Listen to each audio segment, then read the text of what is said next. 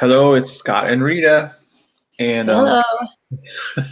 we're just gonna see if people come on and come through. I'm gonna see if I can find the area where Facebook chat comes up. I think it's on the right side of my screen, and we don't have anybody yet.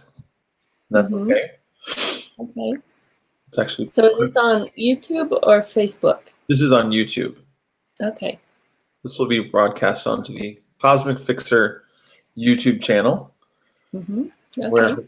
everybody was able to click and see. So. Mm-hmm. Otherwise, it's all right. They'll see it later. Yeah. So, yeah. Good. So, yeah. What do you want to talk about? Well, I would like to talk about what it is to just step out of everything that's going on right now, and that everything we've been talking about for 2 years, you and I, and individually probably for a long time, now has real practical applications for average everybody, and how that's being shown to us. And we were talking about it a little bit ago about not wanting to be another bit of noise in all of the everything that's going on, not wanting to just be noise, but to be like what I'd like to do in this video is to create a portal where people can step out and through into something better and feel it, if only for a little bit, but to know that we're capable of creating it outside of what is being created for us. Right.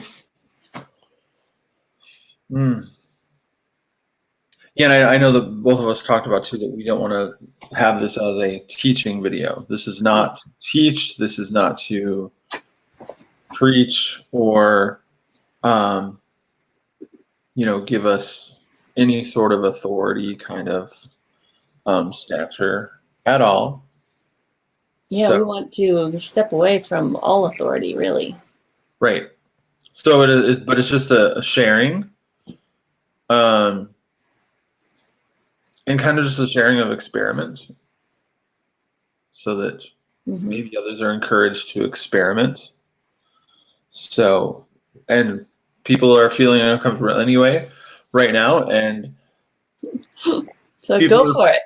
People are free to choose which side of uncomfortability You're right. they would like. You can feel into the uncomfortability of the crowd and the chatter of the day, or you can step into the uncomfortability and feel the feelings of something completely new, completely experimental. Feel those feelings, feel those things that shift for you. Knowing you can always go back, it was the video you said like 2 years ago today. Knowing you can always go back. You can always go back to that really uncomfortable feeling of the crowd.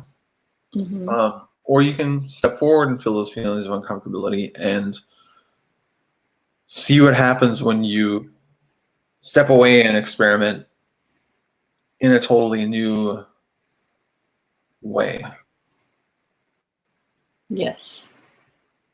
And let's face it, both present the unknown, because we don't know where the world's going. And even if you do everything you're supposed to and everything you have been doing, you still don't know that it's going to work now at this stage, in the midst of a financial and societal shutdown. This whole experiment that's being done on us, some voluntarily and some not, but both are the unknown. So this is the perfect time to step in to find out what you're really capable of, what we all are capable of. Mm. So you and I have just been experimenting for the last almost 3 years. Mm-hmm. So we've been sharing dreams.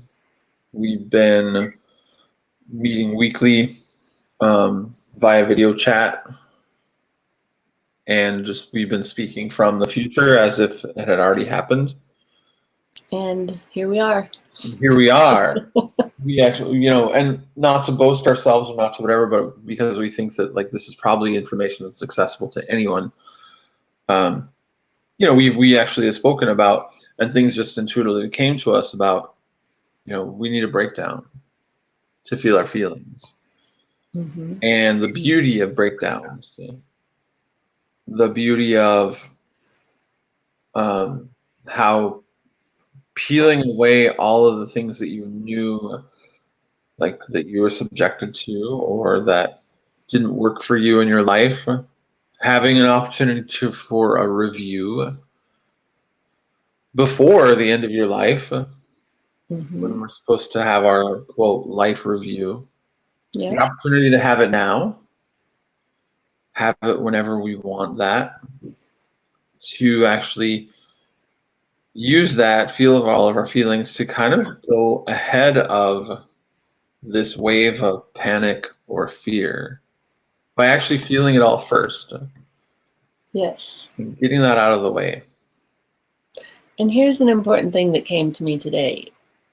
We have these terms like, because it ties into what you're saying.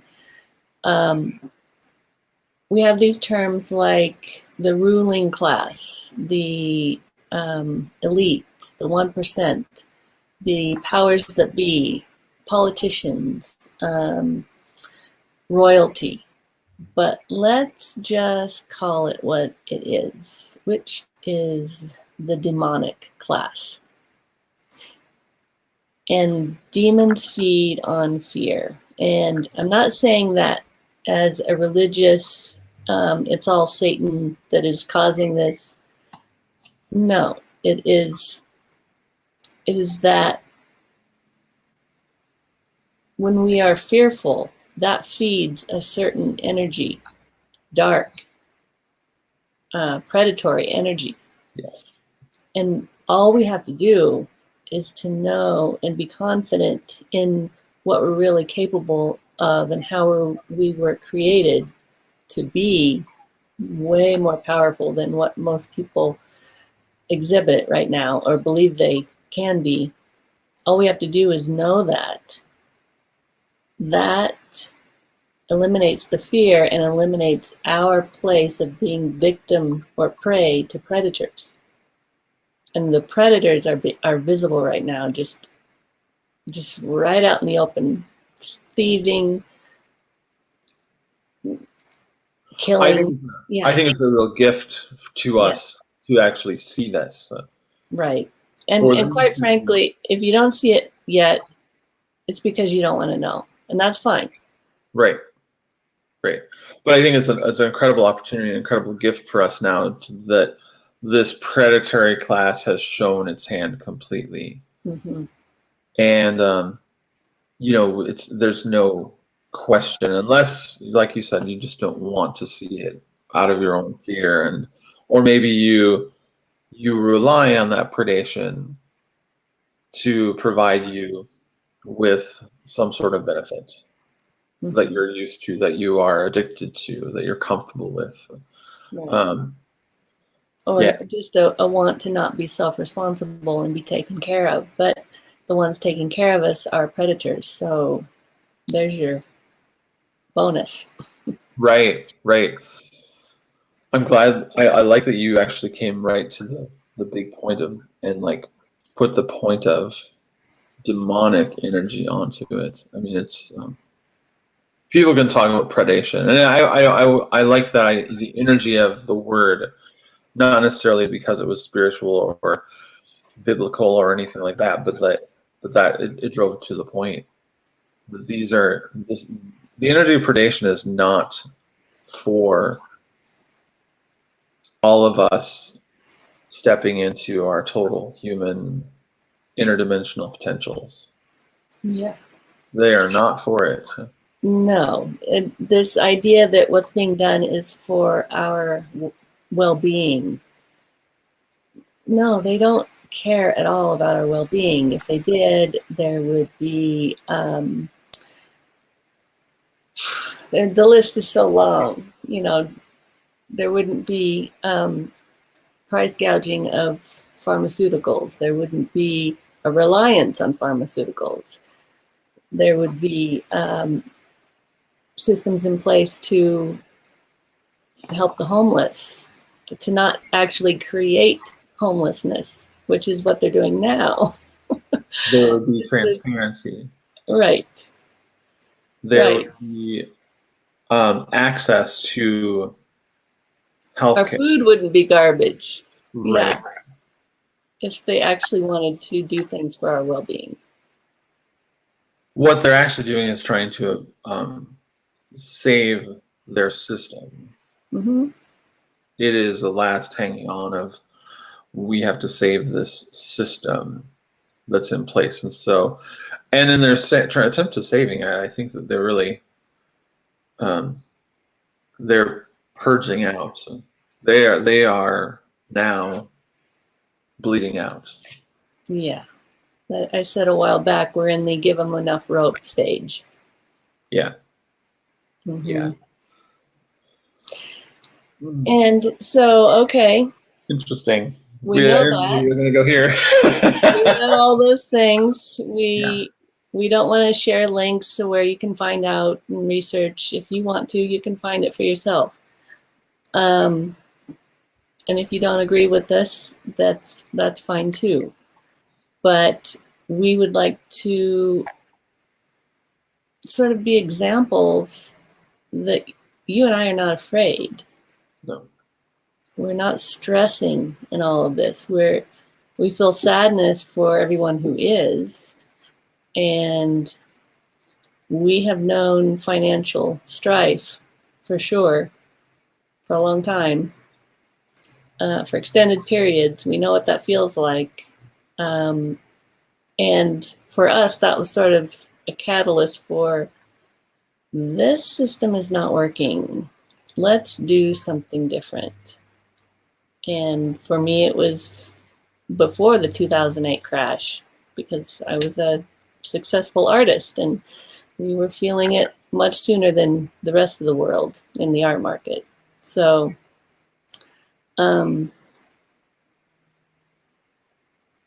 yeah, I'd like to have some practical awareness of what can be done in the midst of all of this, while everyone else is now forced into storage. Well, you said it well. I think it was all about perspective and what you choose to see while you're in storage. What you open your eyes to see. And this comes back to a book that I read as well. The quote that says, "This is our opportunity to open our eyes before they close forever."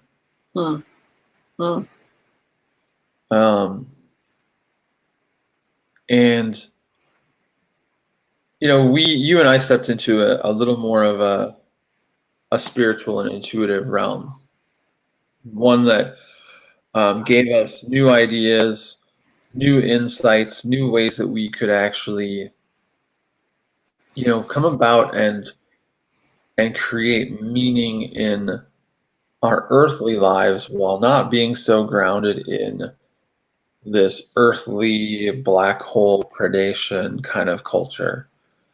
We actually learned how to, gain access from that third hand of the universe or God, and use that to actually, well, number one, we never got to not feel any feelings. We never got to not feel it, but we use that to kind of skip ahead or go ahead of that curve.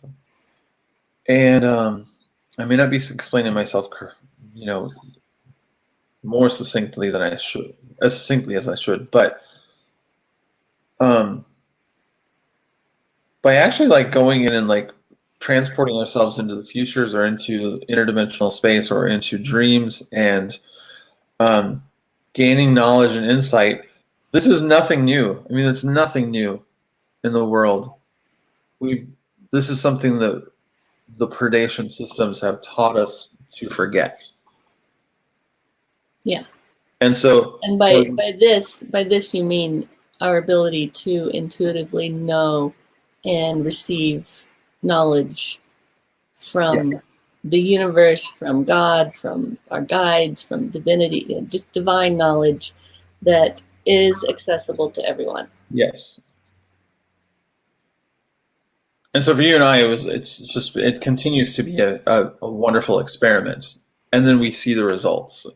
So that's all we really rely on. We experiment, we keep going into these rabbit holes of dreams and intuition and divine knowledge. And we go off on faith and we keep going. And we take another step. And then we take another step. Yep. And then we learn something else new and we take one more step. Mm-hmm. We've taken almost 3 years of steps. Well, I've been doing it since 2012 in the very, very preschool level experiments at that time.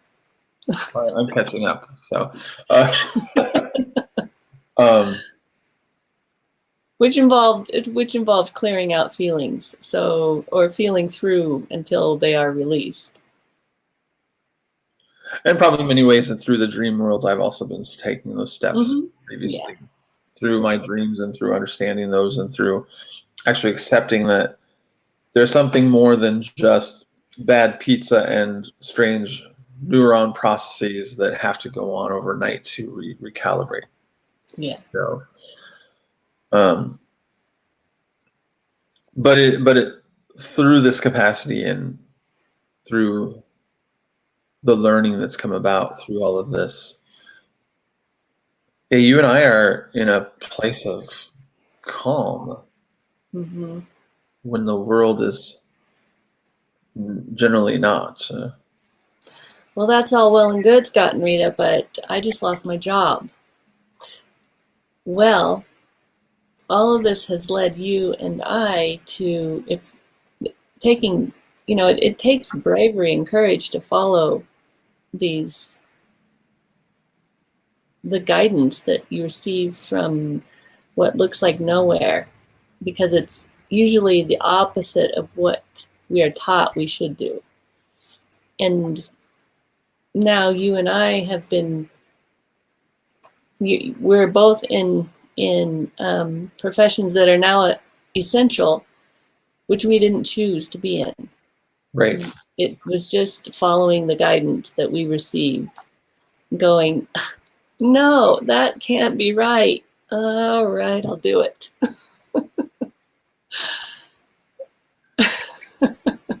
And there's no logical explanation. No. It was just the and here's what happened with us. We just sort of stepped out on faith and intuition, and I stepped into a job delivering groceries through Instacart. After I had a 5-day illness and I was broke and I had to borrow money to pay rent, I was depleted, zero. I was without work. I was without money. I was just waiting on the next thing. I had to borrow money. So that was I don't know if I won't even venture to say that was my bottom, because like there can be many more of those for me. I want to welcome them now, but how did that ever happen? I just on a whim I said, well, let's just try this. What do I have to lose? I will try this thing. And I hear that illness involved feeling through a lot of feelings. Yes, clearing out a lot of stuff. That was the first time I had an illness where I actually said, okay, bring this on. Let me feel through it. Let me feel all the pain. Let me purge through it. Let me feel everything I am feeling through this illness. And you and I talked about that when I was sick, I think. I felt like I am going to feel everything I need to feel. And it was a tough illness. But it was also tied into probably like my emotions of things that were going on in my life, my attachments with people, relatives, family. I did get through that. I had to feel through everything. I had to feel that rock bottomness. I had to go off and do something completely new. And then a year almost, and a month later, this is the job that gives me more income than I'm making 50% more income because I'm a needed service, and I know other people have lost their jobs. So it's very ironic. You know, you and I were never really in positions where we earned the kind of income that was sort of societally acceptable. On paper, you couldn't even tell us that on paper, how did it work out that we don't make sense at all on paper. You know, that you know, I could live in my own apartment, and you could have a house and an art studio and all that. On paper, it's like, how did that happen? Right. My art studio came about just from following guidance. So many things along the way, because financially it made no sense at all. But Right. yeah. So I want to. It's not necessarily a challenge, but I want to like give people an opportunity to like think that this is like.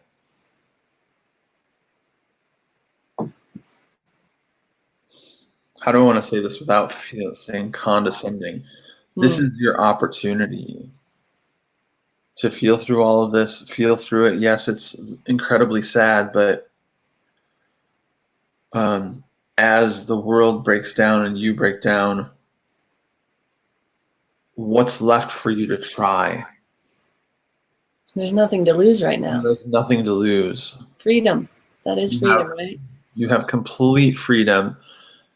And whether that comes through, okay, it's time to, you know, I've been denying my spiritual part of me because the rest of society doesn't feel it's, you know, positive. Is it time for you to reconnect to that? Is it time for you to pray? Is it time for you to start believing in the unknown and the dreams? Is it time for you to step out and do something that you might have thought that you could do a long time ago, but others have like just said, no, stick with this safety? Is it time for that? Because everything else hasn't worked. Why not just take this chance to step out, because you don't have anything to lose? As you were talking, I just got this image.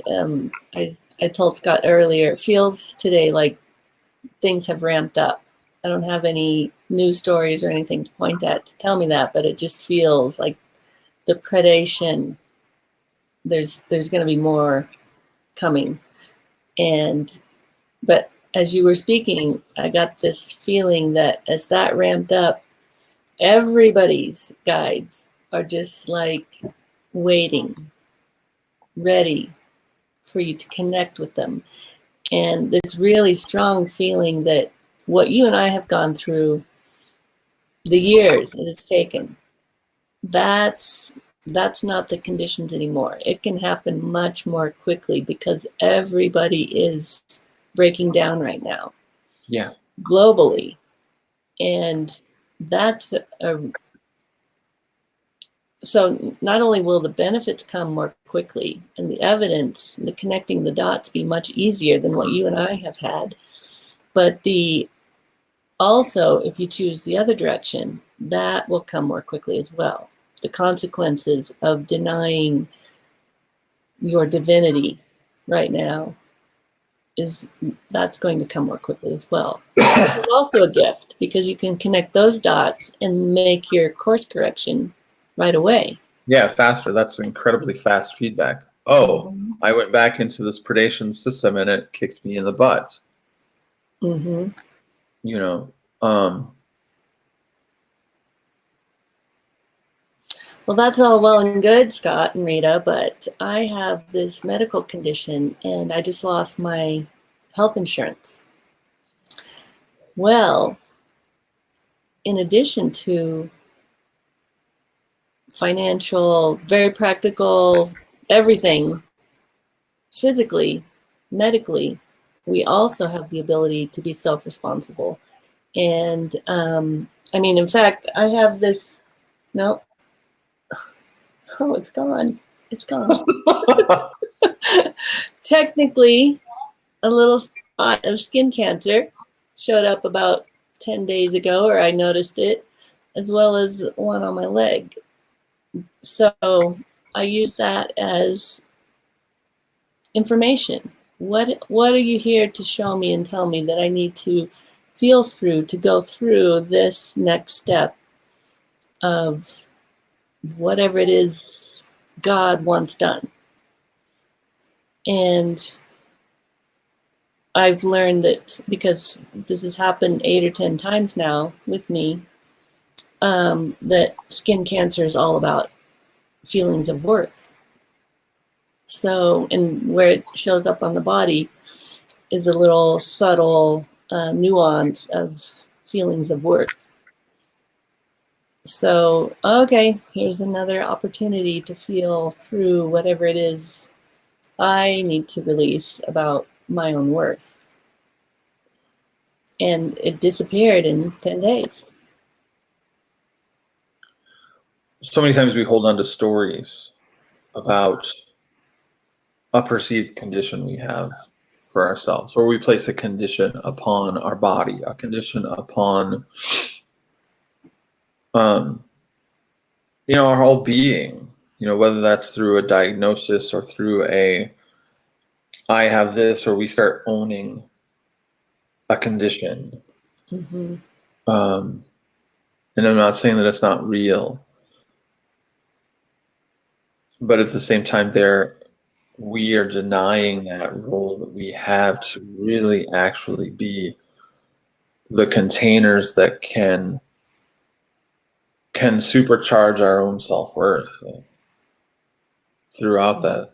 Well, yeah, Scott, you're healthy and you don't have a chronic condition or an autoimmune disease, or aren't reliant on pharmaceutical prescriptions to keep you alive.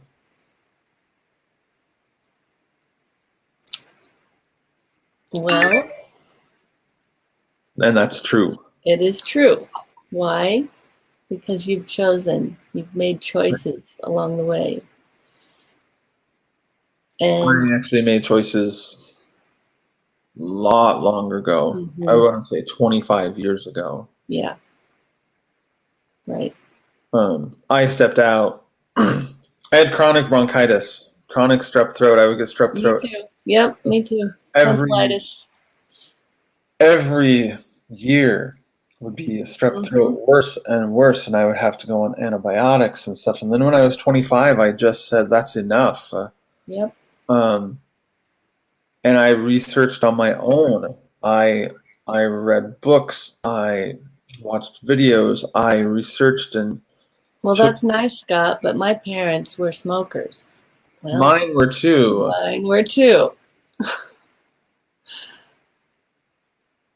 I grew up in a household that way. But I researched and I learned so much. And for 25 years, I've relied on Western and Chinese herbs, chiropractic, acupuncture to keep me well. And I also use Chinese and Western herbs every time I feel those symptoms come about, to support my body.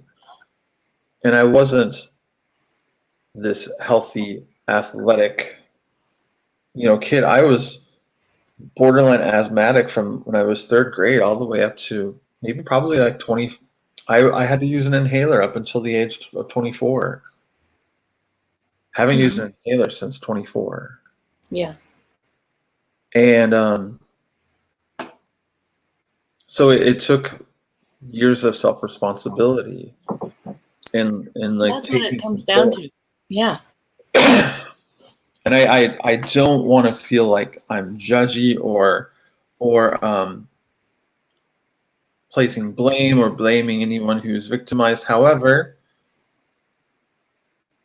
no, it's just a wonderful place to not be reliant on those things. And we may be forced into not relying on those things. right. Ultimately. Yeah, we will. We may be. Well, currently, right now, we are, you know, expectant mothers are like, what am I gonna do? They're not bringing me. I'm not going in for my, I don't know how many times, monthly, weekly, whatever ultrasounds they do now, or how am I going to deliver my baby when they're going to use these beds for this really bad cold that's going on? I don't want to say the word because then they'll take it down our video. But yeah, so I want people to see this as an opportunity, that this idea of self-responsibility is actually really a lot closer to freedom than the alternative, which is, another entity owns your body and will prescribe and pump you full of poison until you're reliant on that poison for your very existence. Yeah. And it's time to feel through that. Right. Well, that's nice, Scott and Rita, but I'm in my 50s, and what am I going to do as I get older? Well, so are we. Yeah. I'll be 51 in May. I'll be 56 this year. And none of this is guaranteed. Tomorrow I could break a leg and I'd have to really do something else. Yeah. So, but of course, I mean, yeah, you're 50 now. So if you do nothing right now, 10 years from now, you'd be 60, and you'd have 10 years of space that you'd done nothing, no self-responsibility for. I mean, starting things now is like you're giving yourself time right now. Start by practicing 10 years in the future. Here it is, 10 years in the future, and I've been free of these poisons in my life, and this is what I've noticed. Give yourself the opportunity to speak about that first. Speak that from a knowing first. Maybe that's an example that we've been able to do. But if you can just transport yourself, I'm feeling kind of righteous, and I don't know why. Well, I felt so. Yeah, just now. Good. Can I tell you? Go ahead. Yes. Yeah, as you were starting to talk, I just felt I would like to invite anybody who might be watching now or in the future, if you are at this point feeling angry about what we're saying, or even wishing upon us that broken leg that Scott mentioned, that just to show us that what we're saying is way too out there and just wrong. Just feel those feelings, because those are predatory, and we've been taught to go in that direction whenever we're challenged from something that we hold dear. Yeah, I felt the anger was coming up. Oh yeah, and they'll throw things like karma. Karma, my views on karma. Karma is just what we throw around when we're angry or disagree with someone, and there's an expected outcome that somehow brings about a sense of justice to justify our belief, whether it's right, wrong, whatever. And but we don't want to go into justifying our beliefs here. No. So, but let me just tell you this right away: is that I don't believe in karma. I believe in grace, and because of that, you can wish whatever you want upon me. Whatever happens to me is my opportunity for learning, my opportunity to still gain access to God and my Creator, to be my own vessel, to be my own sovereign being. So whatever comes about with me, if you want to throw the label of karma onto it, go right ahead, but everything that hits me is an opportunity of grace, is an opportunity of learning. So you can keep your karma. I will keep my grace. So, and actually, that's kind of weird. Like I said before, I'm feeling a little self-righteous about this right now. Not self-righteous, but righteous. That the next step could be for you, anybody out there who might be watching, might be listening, or like maybe raising an eyebrow. Put yourself out there. Say, it's been 5 years since this economic collapse, and here's what I've done. Put yourself out in the future. Really feel it. And this is what I've done. Let your heart speak. Let your connection to God speak to you. Let your angels, your guides, whatever you have in place there that are just waiting for you to start to tell you, and then to speak that into the reality for yourself. It's been 5 years since I've been off my prescription medication, and this is what I've learned. Should we do that? Oh, yeah. This is an example. So you want to do a little supercharging too. So one of us will start, and then the other person, we will show you what is possible when they actually take your words and they actually supercharge them back to you. Mm-hmm. Should we do it about the time when everybody decided to be self-responsible? Let's do that. Or enough people? We don't need everybody. We just need enough people. Would you like to start, or would you like me to? Yeah, I can start. Okay. So it's 2025, and we are remembering back to when we were in a global breakdown. Financial, health, freedoms, everything was just coming apart at the seams. And you and I, Scott, felt incredibly calm while everyone else was feeling fearful and stressed and worried. And because what seemed out of anyone's control was happening. And now look at what has come about because of this thing that was a disaster, terrible.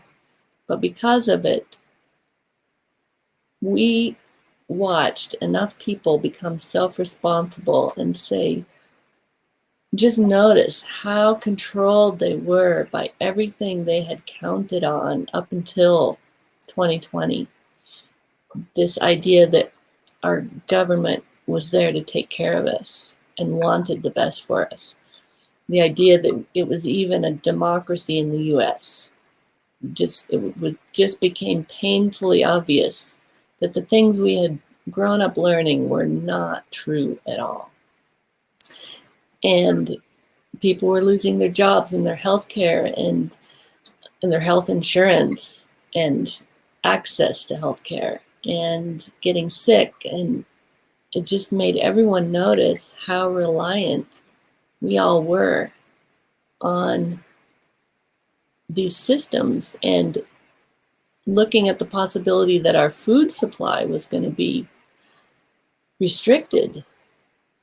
It would just open so many people up to, okay, if this is what's going on, I need to find a level of reserve strength that I didn't even know existed.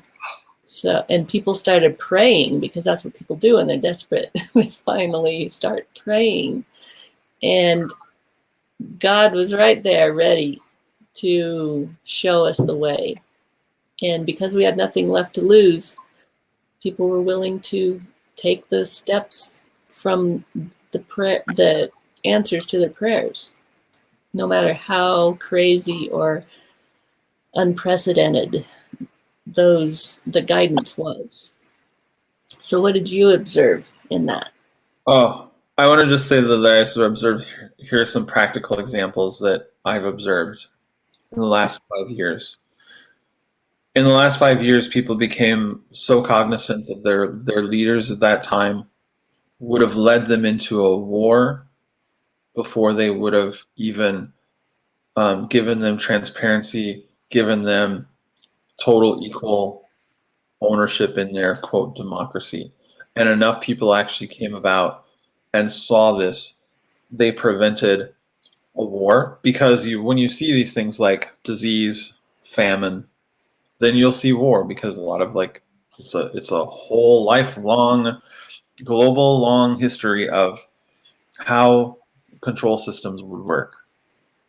You know, first start with disease, then you have famine and shortages, and then the world starts fighting over these shortages of supply and demand. And enough people saw how the predacious governments of, you know, the West or the world were so entrenched with that model that they would have taken us through that whole thing just to save themselves, even while they were bleeding out. That enough folks, these 1,000 souls that we talked about a long, long time ago, came forward and were finally the disruptors and actually spoke enough truth that didn't happen. Enough truth came through, and enough, you know, courage to embrace this truth and actually speak it came about. And even the folks who like meditated upon it, who actually felt it and didn't have to feel like they were even on the protest lines, but they were actually so calm and so reserved that they couldn't even be affected. Oh, a new system is in place, and here's your new copay, your new this. Well, they were already outside of that system. So a lot of these little systems that the predacious leaders wanted to put into place didn't even apply and collapsed under their own weight. We saw grocery workers who saved all of their money from this time, and they bought into either shares of grocery chains, or they bought their own grocery chains together, and like finally we see living wages for those who provide us food, for those who provide us with the goods. We saw those people working with supply chains, not just government agencies that would keep things under wraps and control the supply chain management. We actually saw these predators go so far to show their hand that now in the last 5 years, we know that we can't even go back to that. It's an impossibility. There's no way we could even go back to that, because it is so recognizable now. And it was almost like as a collective waking up at one time. It was like once enough people just believed this and expressed it or meditated about it. It's like that sixth monkey theory of like once you know, or 12th monkey. It was almost like that, you know. It didn't have to happen, you know, with people even next to each other. It's like once enough people in one society or one little pocket understood this, the rest of the globe somehow got this information. All it required was a desire to know the real truth. So it's yeah, and children being born today are now taught about, you know, kindergartners now, 5 years old, taught not about just about hygiene and hand washing and how horrible these things were, but about how to discern when someone is telling the truth and when someone is trying to control you. That's a big lesson that we're telling our children from such an early age. It's not about fear. It's not about hand washing all the time. It's not about spreading germs. We're finally telling, you know, truths to children. Bacteria and little organisms live on your skin all the time, and some are friendly and some are not, but the friendly ones are going to help you. Well, they just look at us and go, how did you not know that was all a lie? It's just right. Unfathomable to them. You know, how did they lie to you? I know when Johnny lies to me on the playground, he really doesn't. He had my ball even though he didn't didn't said he didn't, and I knew right away. Mm-hmm. Yeah. And a world of children who intuitively understand truth is coming into the world. They intuitively have to fall in line with transparency because they're caught right away. Mm-hmm. And And it was wonderful watching parents just knowing that their kids had plenty to teach them rather than the parents training the kids. The kids were just there showing us all the wisdom that we could all have. the kids were telling their parents to, Mom and Dad, why don't you chase your dream? And this was nothing new. We were born that way, but we were not listened to. Right. Yeah. But now parents see their children as gifts and immense learning opportunities. Rather than property or people they can mold into their own image or shortcomings, or I didn't become a doctor, but you're going to be a doctor. Mm-hmm. These children are now saying, I want to be this, but Mom, Dad, what did you really want to be? I don't think this is what you want to be. Yeah. When children start questioning their parents, and some at large risks to them, Mm-hmm. that's this. We've talked about this before. The embracing of Corona as crown or a blessing. Our children born now, these Corona babies, these 5-year-olds that are now in kindergarten, have the most honest halos, crowns. They are without predation. They cannot be easily manipulated. They're truth tellers at 5 years old. That was so perfect. Just that label. I was a Corona baby. Just embracing that and feeling the truth of that halo, not what the world told us it was. Yeah, the children were the ones that said, do you know the Corona is a crown? Corona is like a halo. Corona is like that circle we see around the sun when there's an eclipse and the light's still there.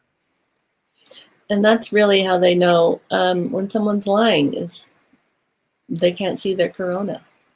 The light's still there, so I can still see. Try to block me or mask me, but I'm still showing my light.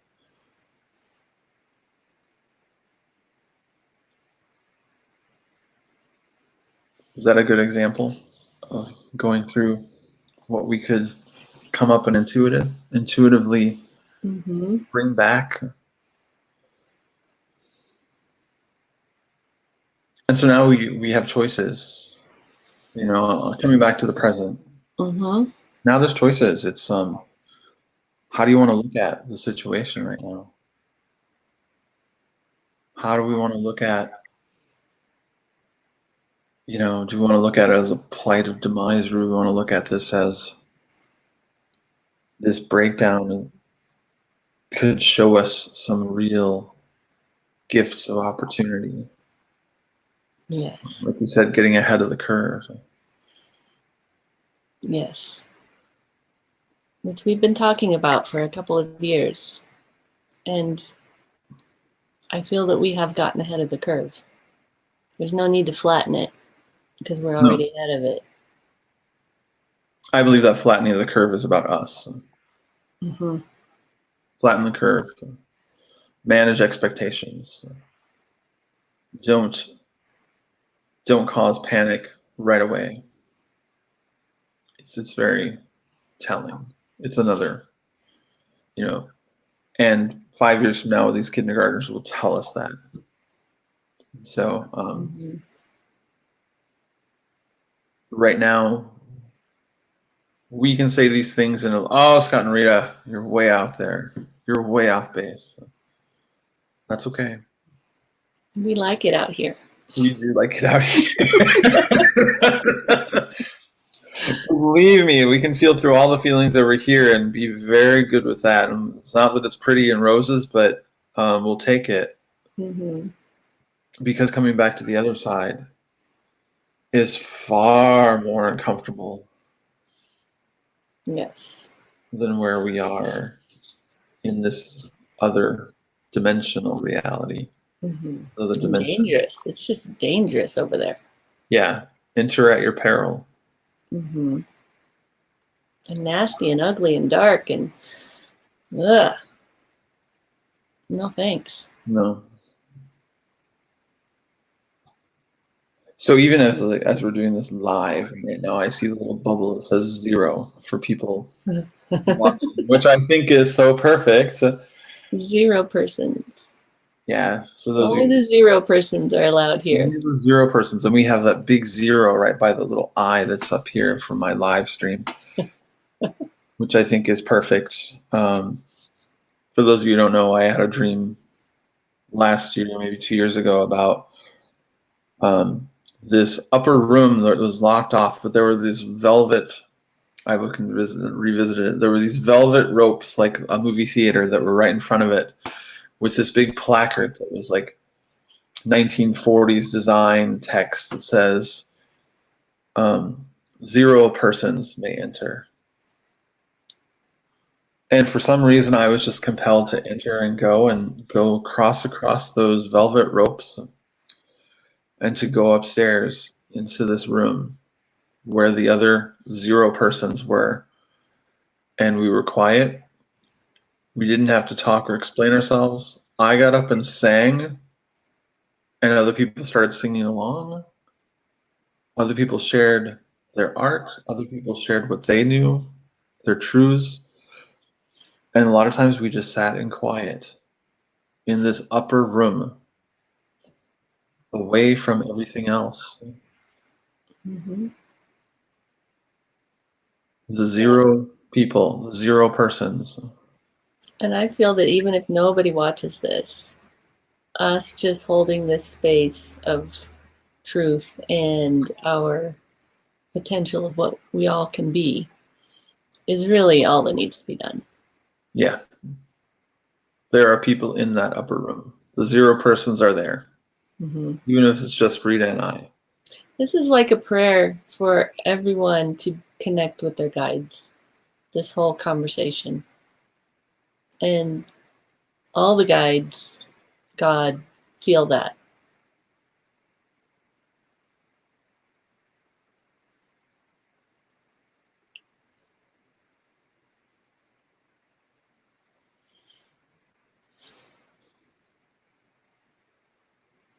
I didn't expect to have this kind of clarity feeling 2 years ago. Hmm. Or maybe I did. I don't know. Ironically, it's one of the first conversations you and I ever had was me telling you to get more clear. Right? When you wanted a website, but you didn't quite know what you wanted, and so I cut you off and said, I think you just need to take some time and get more clarity. Right. And then 3 weeks later, you came back and said, I'm going to be clear. Here we go. That was long ago. Yeah. Yeah. It was like 8 years ago. 8 years ago. Mm-hmm. So,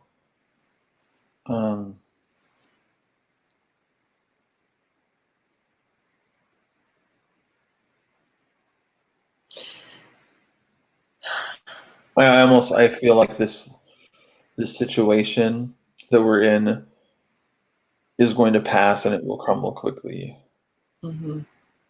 I was just feeling it doesn't take a practice. You don't have to learn how to meditate. You don't have to do anything wacky. It's all just coming to you right now. Yes. Depends on what you choose to see while you're in storage. Mm-hmm. Right. And even you've got your circle behind you that's coming at you. Mm-hmm. Yep. It can all be eased now if you allow it.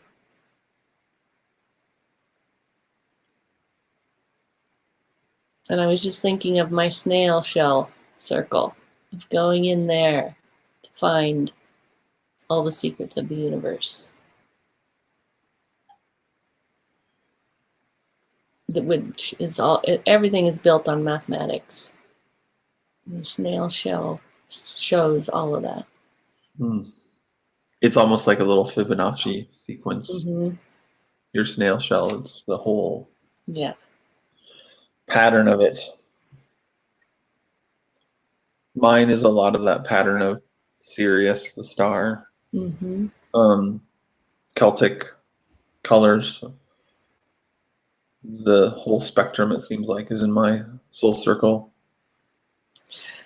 Yeah, and it's really becoming apparent that, I mean, I've known this since I started doing the soul circles, but if someone actually said it, the last person I did a circle for, going back to it's what you choose to see, what you want to know. And she's finding out that people don't want to know what their soul looks like.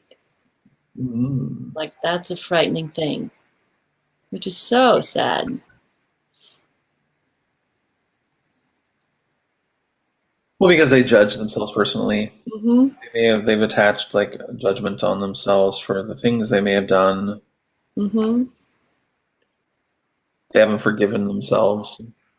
And what I've found is that it's never been as bad as they think it is. And it's an opportunity. Here it is. If you start to examine that soul of who you are, you can be fearful, or you can look at it, feel that, Mm-hmm. review, decide if you're going to take another step, your next action. Yeah. It's And they come from a place of love. So even if it shows something that's less than desirable, it's for your ability to look at it and feel through it and release it. some people spend their whole lifetimes without releasing these things. Mm. Yeah. And there comes the illnesses. Yeah. So, opportunity. What can we release right now? What can we let go of now? Feel the pain now so that we don't feel it Bigger later. Mm-hmm. Or bigger at the end of our earthly lives, or Or carry it into the spirit world for 10,000 years. yeah. Might as well feel it now.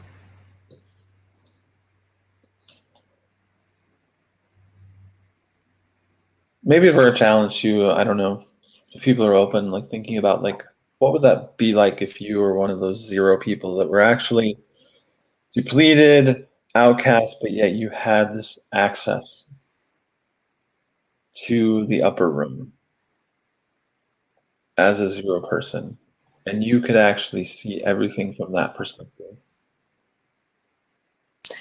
That's our topic for the next video, Yep. which we will title Zero Persons Allowed. Zero persons allowed. Oh, good. All right.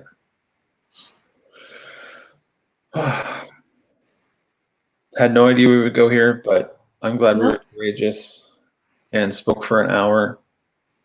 And I'm actually thankful for this zero live. Yes.